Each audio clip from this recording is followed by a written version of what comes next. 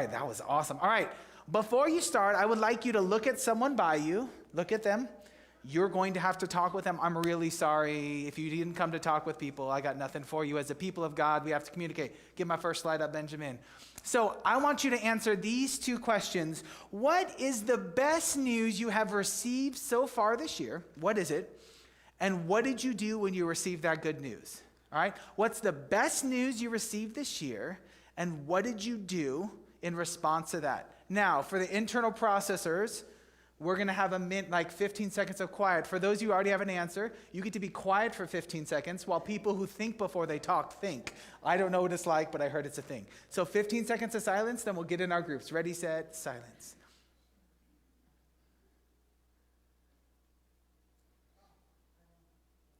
All right, go. That was close enough, 50 seconds. All right, best news you received. What did you do when you heard it? Go.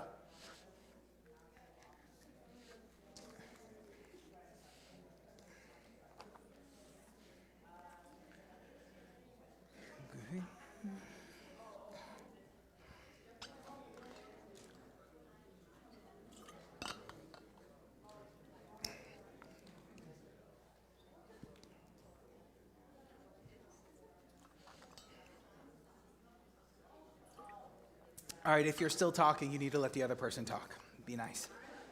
Scott.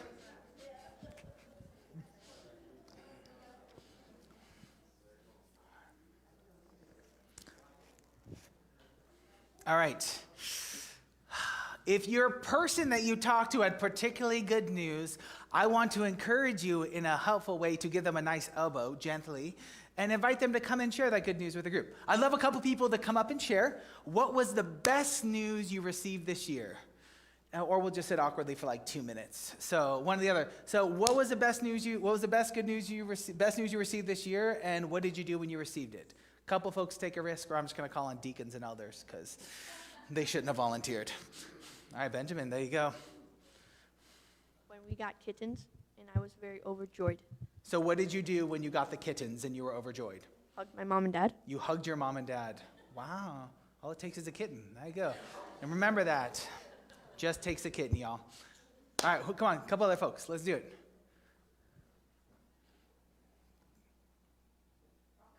There you go. Thank you. Come on. It's not that scary.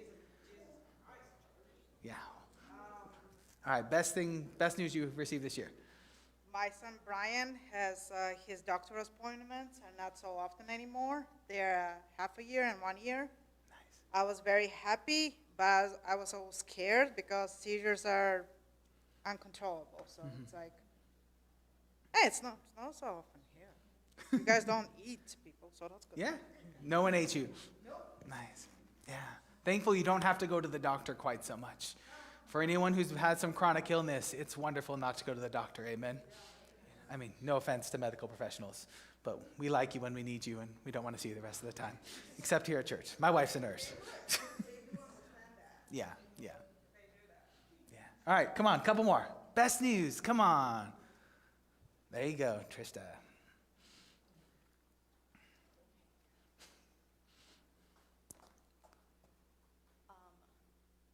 My father-in-law had bladder removal surgery, and we found out he is cancer-free. And so we're awesome. very excited about that. So what did you do when you found that out? We prayed, and we were thankful, and I mean, I shed a couple tears. To let everybody know. Awesome. Yeah. Thanks for sharing, Thank Trista. you. That's awesome. All right, maybe like one or two more. I only have 6 pages. I had like 10 last time, so we're not going to be that long. Don't be afraid. Just remember, that's your mom. She feeds you. I mean, one more person. One more set of good news. Like, thank you, Deetra. There you go. See, that's what deacons are for.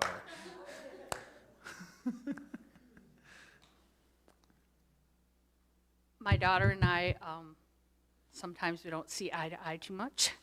And this is the first year in about 5 years that I got to spend Mother's Day with her. So I was very thankful. I said, thank you, Jesus. Thank you. Nice. There you go. I'm just going to give you one last chance before I turn it off. It's not coming back on. All right. The book of Ruth. You ready to do this? Hold on to this, that what you felt when you heard good news, hold on to that feeling. Hold on like it's when my kids go potty for the first time in the toilet. What do they do when your kid goes potty for the first time? What do? They are, how excited are they? My child, like, I peed in the toilet. I'm like, you definitely didn't wipe if you're out here, right? Like, but I'm so happy for you, right? Like, you're so excited for him. It's incredible, right? Good news is contagious and affects all the people around you when you have it to share with other people. And the whole point of good news is not to hoard it yourself, but to what? Share it with other people. Because now like 50 people are excited. My kid's been potty trained for a long time. But just to be clear, but that was just a for instance. All 3 of my daughters are potty trained. Anyway, so we are in the book of Ruth. The book of Ruth was written about 3,000 years ago in a really dark time in Israel's history. It was written during the time of the Judges, and as I've said a few times, if you could pick a time in the Bible to live, I guarantee this would not be the time that you would pick. It was a terrible time. In Judges chapter 21, it says this, "In those days there was no king in Israel, and everyone did what was right in their own eyes." That was the rule of law. How many people want to live there? No, right? Definitely not. People living in a way completely unchecked by inhibition outside of their own desires is a terrifying place to live. It's a horrible place to be, and the time of the Judges was a time just like this. And we're introduced to a family, and it's Naomi, and it's Elimelech, and they're in Bethlehem, and they're in the house of bread in the land of covenant promise, where God promises to be with his people. As long as they worship him and stay with him, he promises to be faithful to them. And there's a famine, and they decide to move to Moab. And Moab is like our equivalent of moving from Michigan to where? Syria. Like this, like going to the Islamic State because you heard there was food there, right? It's something you would never fathom as a person. And Elimelech and Naomi pick up their family. They go to Moab. And anytime we go outside of God's intended will for our life, what do days quickly turn into? Weeks. What do weeks turn into? Months, what do they turn into? They turn years, and years turn into what? Turned into a decade for them. And they didn't like decide like, we're going to go make terrible choices, right? Just the grass was greener. So they moved to Moab. And while she's in Moab, she loses both of her sons. And it's her, and she loses her husband. And Naomi has nothing except her 2 daughter-in-laws. And like a very sensible person, she says, "Daughter-in-laws, you're Moabites. You're not from where I'm from. I'm going home," because she heard that the Lord had visited his people, and in the house of bread there was food again in Bethlehem. And so she decides to head back and very sensibly tells her daughter-in-laws to stay there. And they don't listen at first, and she gets a little persistent. You'll see Naomi has a strong personality. Like imagine someone in your life who has a strong personality. Naomi has a strong personality in that. But one of her daughter-in-laws, Ruth, said, "I'm not leaving." And the image in the Hebrew is the same image that we see in Genesis when God makes man and woman for each other, and the 2 become one, that they cling to one another. And in the midst of this moment, Naomi says, "Go home." And Ruth holds on to her and says, "My family is your family, and your God is my God, and your people are my people, and I'm going. And I'm going to trust that the God of covenant promise that you have talked to me about is good to his word." So together they walk in to Bethlehem.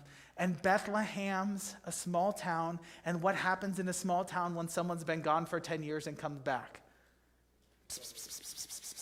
Anyone ever experienced that? Like, we talked to people from towns of like 12 people last week, which is very confusing to me. That's just a large family living in a house calling it a town. So they come back to town, and there's this uproar in the town, right? Because they're like, "Is that Naomi? It's been a decade," right? People change. Like, a lot of you have masks off, right? I don't know who these people are, right? I've only seen this much of everybody, right? Like, I don't know. Who knows what the rest looks like?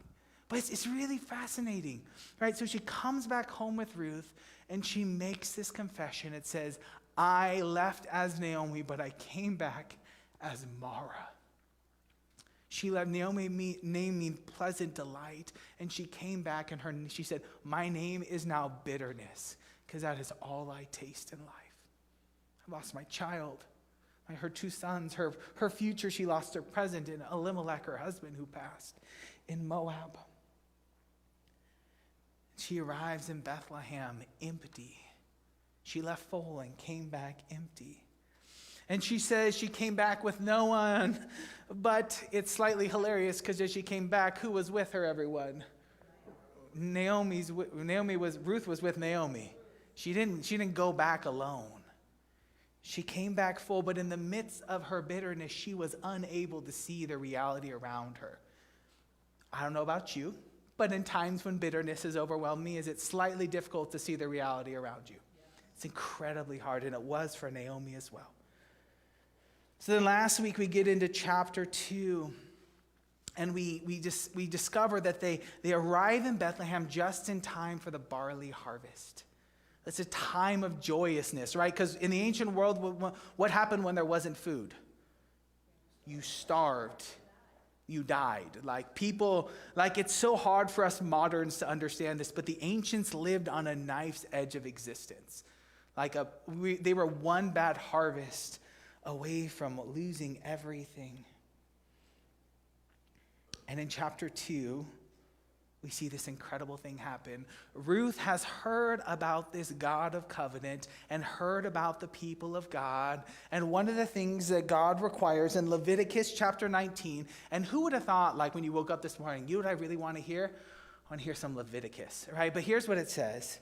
When you reap the harvest of your land, you shall not reap your fields right up to its edge, neither shall you gather the gleanings, so the stuff that got left over after your harvest.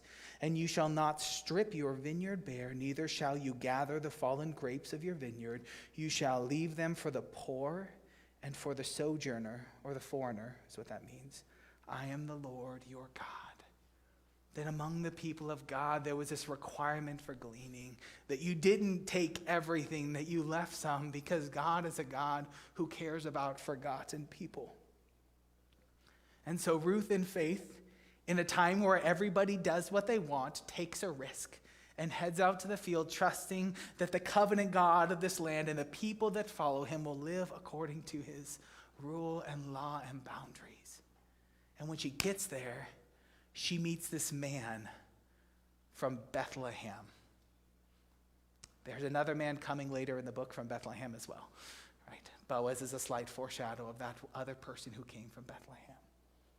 And she met this man named Boaz, who was a guardian to her and a protector, and said, you can stay in this field. It's not safe in other places. Stay here, glean here. And gleaning was like a really dignified way for the complete destitute to get food, right? You get to clean up afterwards, and you got to know you can't go in front of the harvesters. Boaz was like, hey, harvesters, pull out whole stalks and leave them on the ground for her, right? He's just lavishing this grace upon her.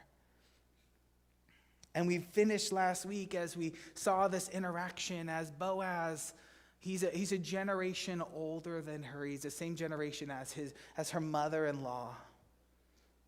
He invites her to stay and be a part and to stay here, and blesses her and prays for her and tells his harvesters to watch out for her and make sure she has all she needs.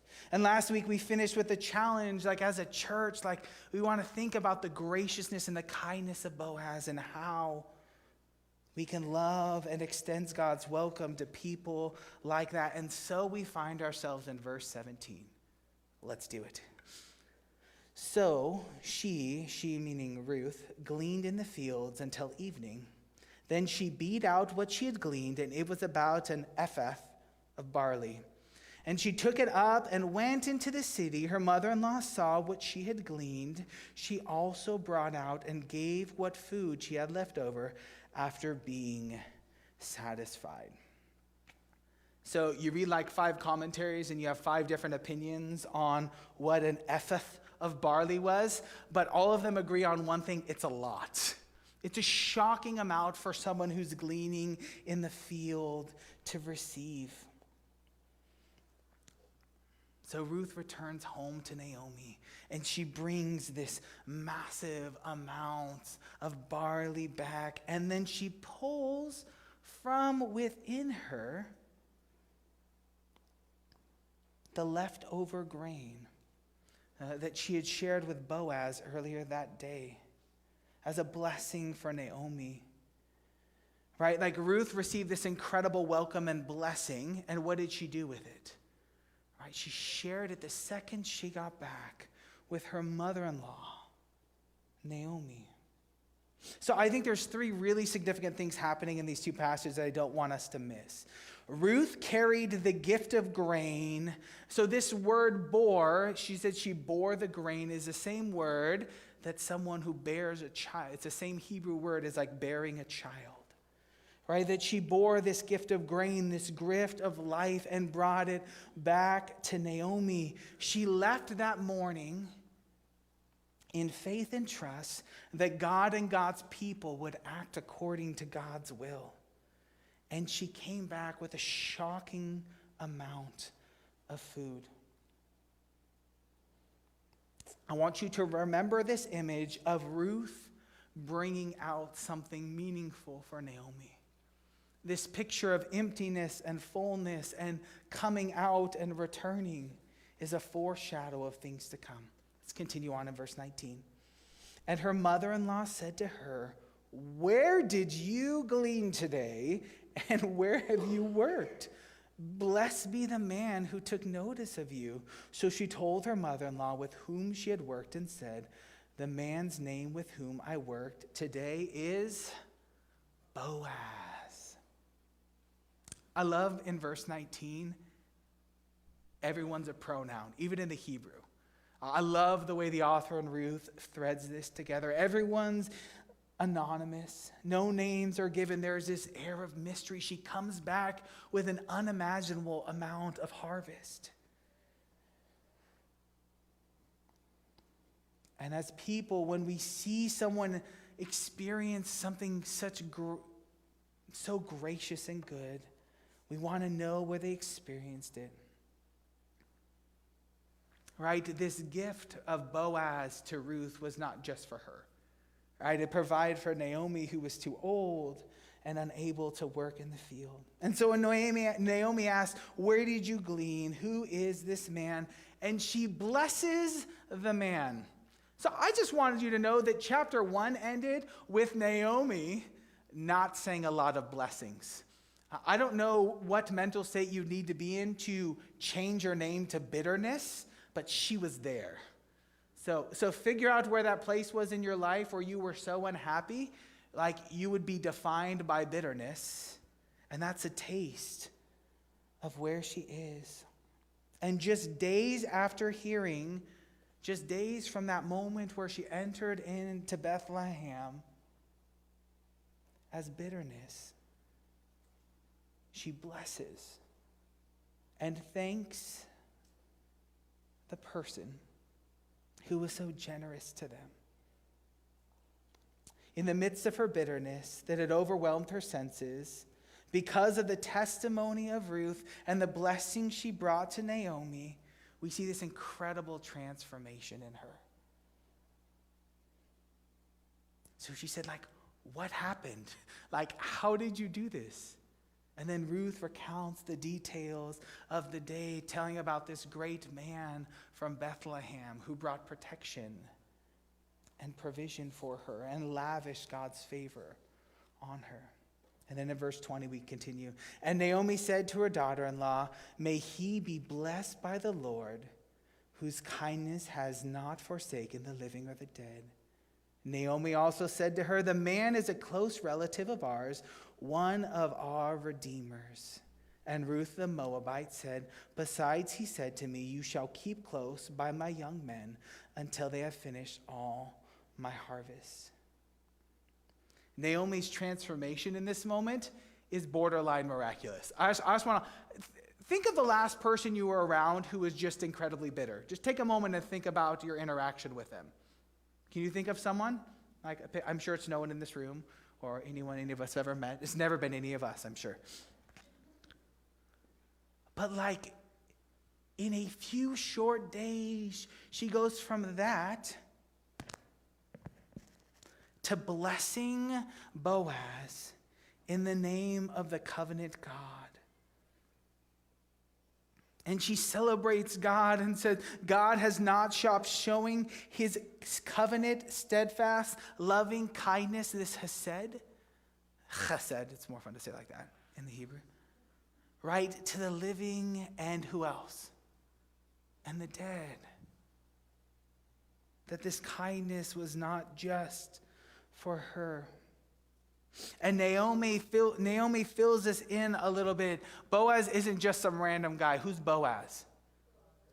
He's a relative. How close of a relative? A close relative. A kinsman redeemer. He's one of the guardian redeemers. And so I'm going to do a quick short thing on redeemers because in the next 2 chapters we're going to talk a whole lot about it. But here's what a redeemer is. A redeemer is one charged with the duty of restoring the rights of another and avenging his wrongs. Or like in layman's terms, like a redeemer brings back something that was lost or taken away. So I promise we're going to talk a whole lot more about redeemer in chapter 3, which we'll get into next week. Also, I just want to say, so one of my buddies who is like a hopeless romantic was very mad because I said that there was no romance in the last chapter. So all of you who love Hallmark movies, next week is a little interesting. So for those of you who love a good love story, I think in chapter 3 there are some interesting things that we'll be talking about next week. So all that to say, there's some things happening that are kind of interesting. Anyway, so all that to say, we'll talk some more about redemption in the next 2 weeks. Right? In the midst of this transformation, the covenant God shows his kindness to Naomi, and Boaz will be to her the embodiment of God's steadfast love. Something remarkable is happening to Naomi. She is now among the living and the hopeful once again. All right, let's continue in verse 22. We're going to do some workshop stuff at the end. And Naomi said to Ruth, her daughter-in-law, "It is good, my daughter, that you go out with his young women, lest in another field you be assaulted." So she kept close to the young women of Boaz, gleaning until the end of the barley and wheat harvest, and she lived with her mother-in-law. As we finish up here, Naomi exhorts her to stay close to Boaz. And why should she stay close to Boaz? Why? Because Boaz is a good man. Like in a world of bad men and thoughtless men, like Boaz is a good man. He sees needs and meets it. He protects vulnerable people and stays faithful to the covenant promises of God. We'll get to there. We're not there yet. We'll talk about whether he's single or not later. And he warns her against, I think this is actually really fascinating, and I was thinking about this week. He warns her against, Naomi warns her against wandering into another field. So I want to say that sometimes even among the people of God, there are wolves. That's a real thing. That even in the land of covenant promise, right around Bethlehem, Boaz is like, not everybody's like that. Like, stay here. And Naomi encourages her to stay and hold fast. So she stayed with her mother-in-law and gleaned to the end of the harvest. Ruth is incredible. Like, Ruth is an amazing woman of God. And an incredible example of life and faith. So today we're going to do something a little different. Sermon was short, and you guys have a part to play this week as we finish up. So how many people grabbed a bulletin on the way in? Raise your hand if you have a bulletin. So Eddie, can you do me a favor? Out on the table, there are some papers next to the newsletter. Everyone needs one of these pieces of papers that Eddie's going to go grab. So out on the table in the front when folks walk in. So everyone's going to need one, and everyone's going to need a pen. So there should be pens in front of you. Go and grab one. We're going to be doing some work together because as followers of Jesus, we don't want to just be hearers of the word. What do we want to be? Doers. We want to people who put into action the things that we have learned. Ruth has just given us an incredible image of what happens when we share with the people around us the things that God has done. It not just changes and encourages us, but it also transforms the people around us. So if you don't have one, wave at Eddie. He's our worship deacon, and he will saunter over to you and give you one. Anyone else need one? I actually need one because I forgot to bring one up with myself. So awesome. Here, can I steal? I'll steal yours. And then you know the man who's passing them out.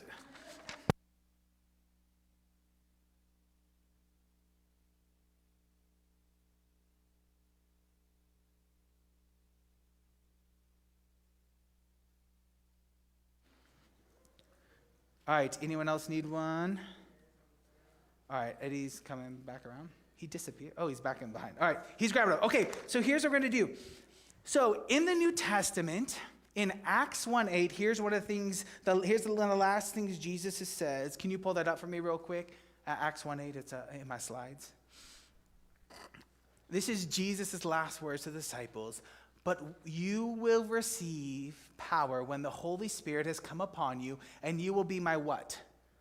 My witnesses in Jerusalem and in all Judea and Samaria and to the ends of the earth. One of the core identities as followers of Jesus is witnesses.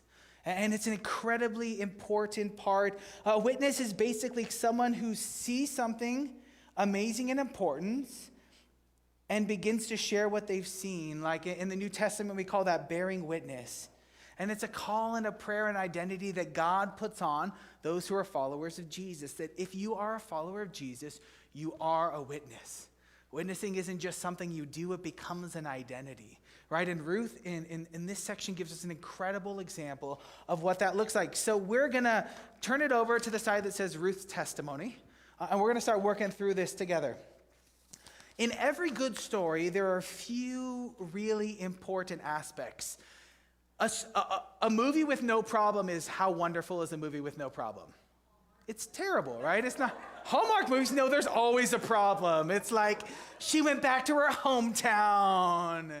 Sorry, my next door neighbor used to watch them all the time with my wife. It's like she goes back to her hometown. She hasn't been there in a long time. Her boyfriend from high school is there. He's so different than he used to be. And then they fall in love. Right. There's always, in every story, there's a problem. Right? In the gospel, the problem is that sin has entered the world and everything got ruined and it's our fault. Right? That's the problem. So in Ruth, let's start with Ruth. So in Ruth's life, what was the problem that she was experiencing in her life? Let's start listing them off. Maybe one at a time. Her husband died. Is that a significant issue? Yes, especially in the ancient world, right? Your spouse provided protection, so many things. What else was her problem? Yeah, she had a religious problem. She was a Moabite who just converted to become a Hebrew and follow the God. She worshiped a God that required child sacrifice to get near to it. Like she came out of a horrific. The Moabite religion was one of the most vile religions that has ever been practiced in human history because it required infant sacrifice. Just awful, horrific place. Right, religious issues. Okay, what other problems did she have?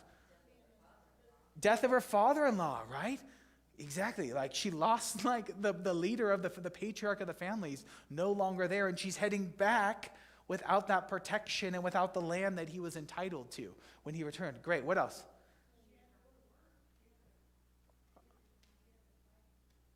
Say it one more time.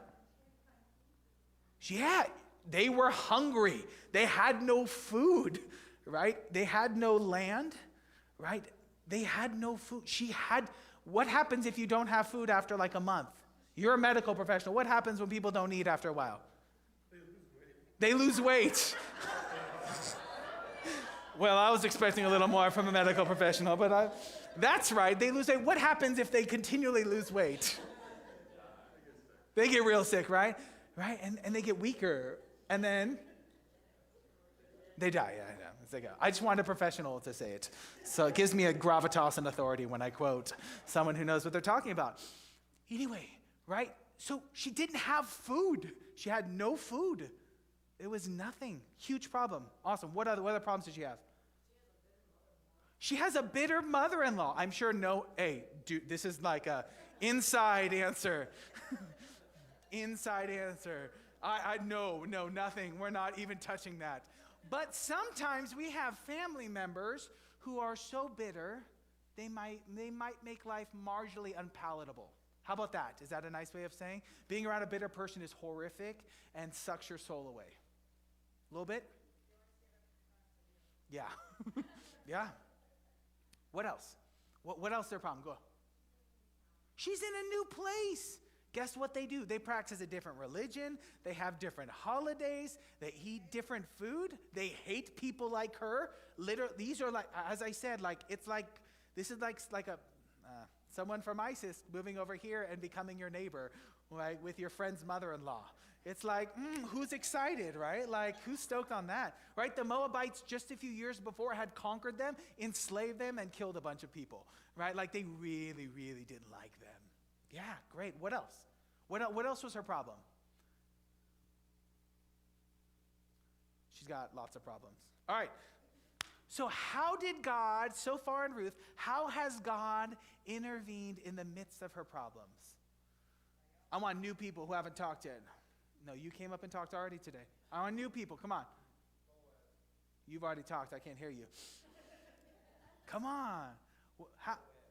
There you go. I don't know where you got that idea from.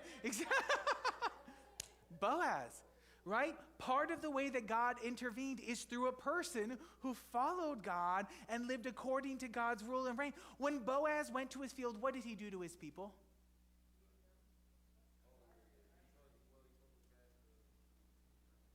Yeah, like he blessed them, like he blessed his workers. Like Boaz is a man of blessing. Part of this God's solution to her problems was an old man named Boaz. Like that's awesome. What else? What else was part of God's solution? Yeah, that's so big, right? Moab, Israel. Maybe I'll get a map next week so you can see where that is, right? It's a bit of a distance. And I don't know if you know, in the ancient world, there weren't police officers making sure that bad guys didn't do bad things. It's not how the world worked, right? It was very, very different. Think about this. 2 women traveling long distance in a world where people's moral value was they could do anything they felt like. They made it to the promised land when they decided to go. That's incredible. Great. What else? How else has God intervened in their story? What? The timing of their arrival. What was significant about the time of their arrival, Gary? It was during the harvest, right? They show up with nothing, and it just happens to be the harvest time, where there's food in the house of bread, where God dwells, where Boaz is, and they're protected on the way. It almost feels like God's providential plan is working and moving through their lives.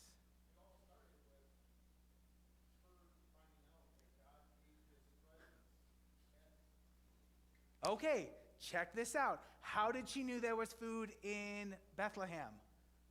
They even knew about it in Moab, right? It's not like anyone called her or sent like that, or it was like pre-Pony Express. There was pre-rotary dial phone, which, do you know what a rotary dial phone is? No, yeah, that's good. Anyway, right? It was before all that. The word had gotten out that God was moving, that God had provided even in Moab. And even in Moab, God's good news breaks in, and there is hope for people returning. What else? There's more. Let's go. That's not enough. More. How else did God intervene? Yeah, like Boaz provided continual safety in a world that was unsafe. Like that's incredible.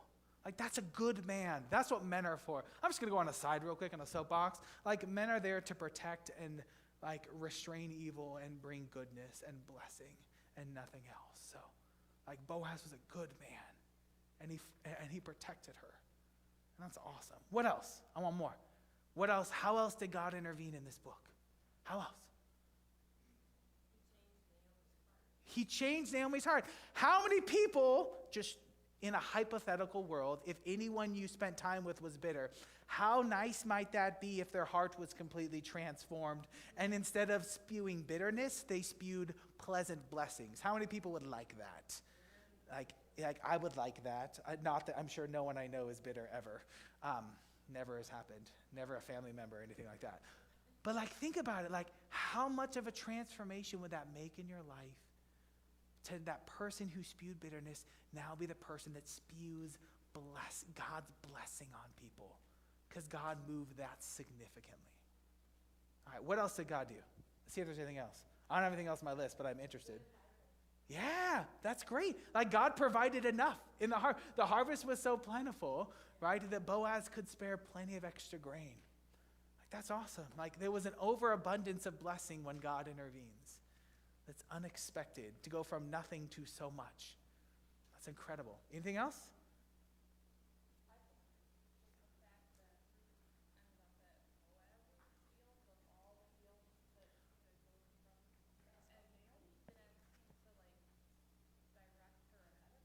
No. Yeah. She just walked out of Bethlehem to a field, and it happened to be Boaz's field. Like, who would have ever guessed? Right? That's amazing. Like, that's an incredible moment of pride. Right? Of all the places to go, she goes to Boaz's field. Yeah. Yeah.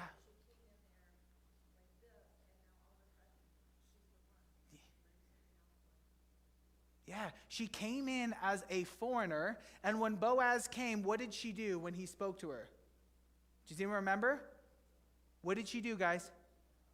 She laid down on the ground in front of him. He raised her up, sat her down at a table with her.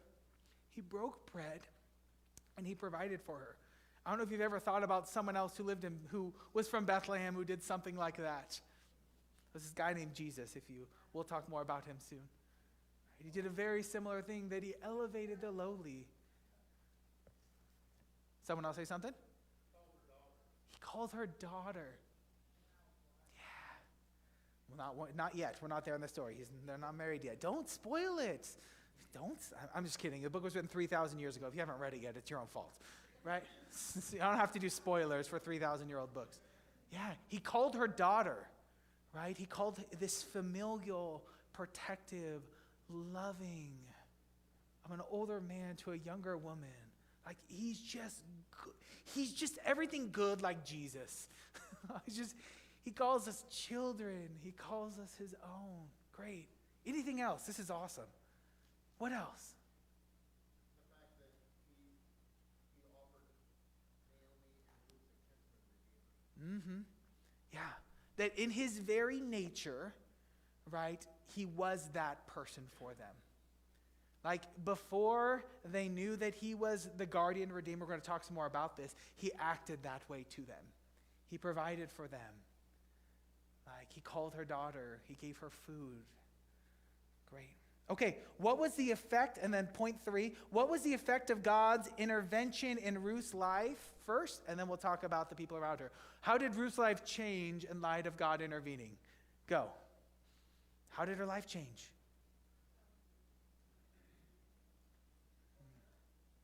What? She had food, right? I don't know if you've ever been hungry. I did like a 36-hour fast at one point. I don't fast very often, right? But like, I was so hungry afterwards. Like, you have no idea what hunger is until you're actually hungry. Like, hungry isn't like, oh, I missed lunch today, right? Hunger is like, I need food. We talked this week about that a little bit. Like sometimes in life, they were desperate. And God gave them food because they were desperate. Great. What else? How so? How did she see firsthand God's love?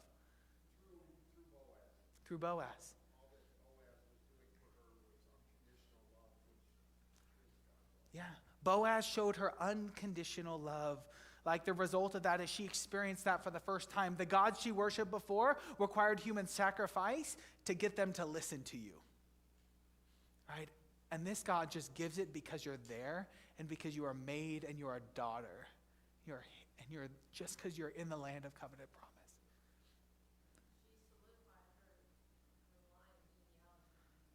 Well, that's cheating. I'm gonna pretend I didn't hear that. I'm joking. You can't ruin my last sermon in the series. The last sermon is on that. Anyway, she becomes, spoiler alert, she's in the genealogy of Jesus. Thanks for ruining my last sermon. Now you have to do it. What? Yes. She went from hopeless to hopeful. Exactly, right? Her existence, no food in a foreign land and everyone hates you, probably slightly hopeless situation, to incredibly hopeful because there becomes space for her in the covenant. Awesome. What else? What else was the effect?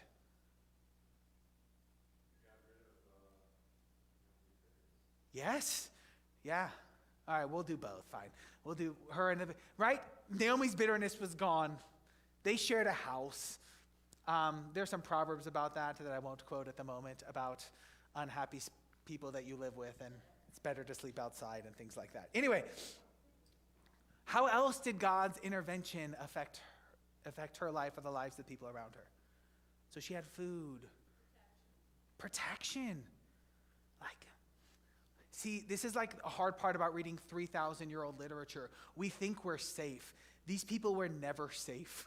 Read Judges. One group conquered them. Another group conquered them. Another group conquered them. And when you conquer them, they take all your food, all your livestock, and then kill most of the men. And then enslave the rest of the people. Right? That was the constant story and experience of their people. So protection was a really, really, really big deal. What else?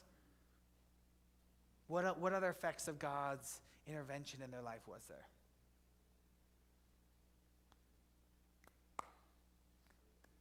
What? Stability. Yeah, there's stability for the first time, right? Yeah. Like when you have struggled and scraped by, and like there's enough to pay for an emergency in your life, do things feel a little different? Like if you look in your fridge and there's a month worth of food in the fridge and pantry, you feel different than when there's a day's worth or none.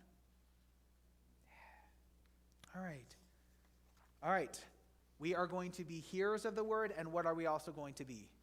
We're going to be doers of the word. So this week you have homework, and I'm so excited about it. And so here's what you're going to do. On the back page, you're going to do the same thing with yourself.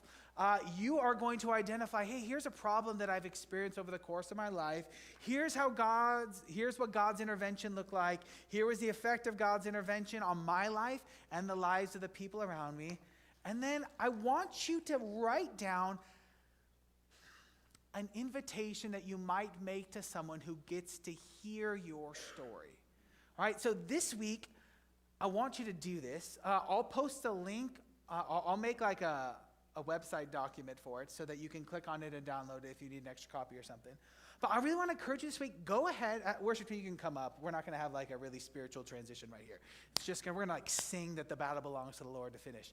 But I want to encourage you this week to write it down, and I want you to share it with someone. I'll take a risk, and that person can be in your family. Like if you're really afraid, it can be your cat, or like your dog, or if you have like a rodent for a pet. I don't understand that, but maybe you have like a hamster, a guinea pig, or a rat, or a squirrel in your backyard. Whatever you got to do, you got to share it to some living being this week, right? Because that blessing you received of God's presence in your life, it's not just for you. Look at the person by you and say, it's not just for you. Share it with me, please. Eddie, come on, tell her you want to. He's not listening. That's all right. Share it. But I want you to do it. Like, share it with someone. It can be your spouse. Like, you can call a friend. You can phone a friend, right? You can, however you want to do it. Like, this week we're going to be hearers and doers of God's word. We're going to write down. And I want to let you know, if you're here and you're not yet a follower of Jesus, like, you can just say, like, go up to a friend who's a follower of Jesus and be like, you tell me yours, right? And they have to because the pastor said so. Anyway, so if you're not yet a follower of Jesus, grab someone who is, ask them these questions, hear how God's moving.